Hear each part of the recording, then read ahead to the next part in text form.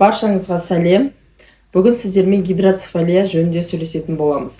Гидроцефалия дегеніміз қандай ауру, неліктен пайда болады, себептері қандай және емі қандай. Ол туралы айтатын мен Ақжарқын Сейтқазықызы, дәрігер-невропатолог.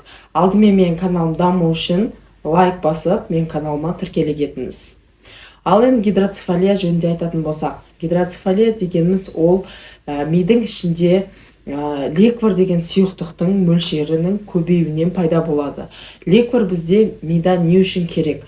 Ол яғни бізде мида қоректік заттарды тасымалдау қызметін атқарады. Белгілі бір себептердің кесірінен осы ликвор көбейіп, мидың тіндерін қыса бастайды. Содан кейін уже гидроцефалияның белгілері көріне бастайды. Гидроцефалияның қандай түрлері бар? Ең алдымен оның екі үлкен түрі бар. Біріншісі ол туа пайда болған, екіншісі жүре пайда болған. Туа пайда болған гидроцефалия ол бала іште жатқан кезде қандай да бір инфекциялық аурудан кейін, немесе миында қандай да бір патологиялық процестен кейін сұйықтық көп мөлшерде жинала бастайды. Ал екінші себеп ол жүре пайда болған. Жүре пайда болған гидроцефалия ол тоже инфекциялық аурулар, менингит, энцефалит, тағы да басқа да аурулар. Және де мида қан құюлардан кейін, немесе қандай да бір патологиялық процесс, оның ішінде қатерлі ісікте болуы мүмкін. Осы процесстер мидағы ликвордың түзілуін жоғарылатады. Содан кейін уже миды осы ликвор қыса бастайды. Ол кезде қандай шағымдар болады? Ең алдымен балада ең қауіпті белгілері ол баланың басының размері өсе бастайды.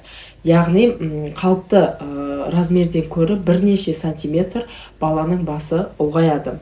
Екінші ол баланың үлкен еңбегіне қараймыз. Үлкен еңбегі жоғары қарата томпайып шығып кетеді. Және бас сүйектерінің тігістері бір-бірінен ажырай бастайды.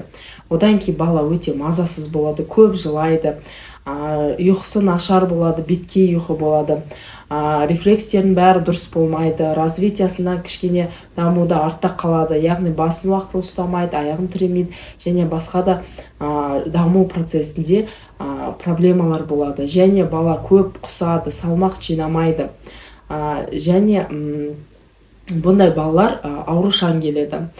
Осындай белгілер болған кезде дәрігерге міндетті түрде келу керек. Ол кезде екі түрлі әдіспен негізі гидроцефалияны анықтайды. Біріншісі ол нейросонография, яғни миды УЗИ-ға түсіру арқылы. Миды УЗИ-ға түсіріп, қаншалықты қарыншалар үлкейген, қаншалықты ликвор миға жиналып, қаншалықты қандай процесс мида болып жатыр, УЗИ арқылы анықтауға болады. Екінші ол КТ головного мозга, яғни миды компьютерлік томографияға түсіреді. Ол кезде сүйектердің қандай бір-бірімен орналасқанын көреді, және мидың тіндерін, қаншалықты сұйықтық жоғарылап көтерілгенін барлығын компьютерлік томография көрсетеді. Егер бұл екі зерттеу әдісінен де мидың қарыншалары үлкейген, сұйықтықтың мөлшері жоғарылаған болатын болса, онда нейрохирургтың консультациясы керек. Егер нейрохирург қарап сіздерге операциялық ем қажет десе, онда бірінші кезекте операциялық еммен емделеді. Медикаментоздық ем ол өте жеңіл дәрежелерінде емделу мүмкін, бірақ көп жағдайларда тек қана оперативті еммен нәтижеге жетуге болады. Осы мәлімет сіздерге пайдалы болса, менің каналыма тіркеліп лайк басып кетіңіздер.